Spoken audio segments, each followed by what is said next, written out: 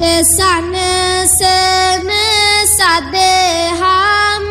දහරයි එයින් ලැබෙන පින් බරරන් මිහිරයි ඒ එළියෙන් හැම නෙත් සිත් ඇහැරයි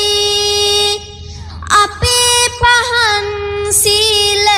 මන්තිඳු වෙහෙරයි දහම සමග සාරී කරමින් නනසා දියුණු කරලමින් නිසි ලෙස මනසා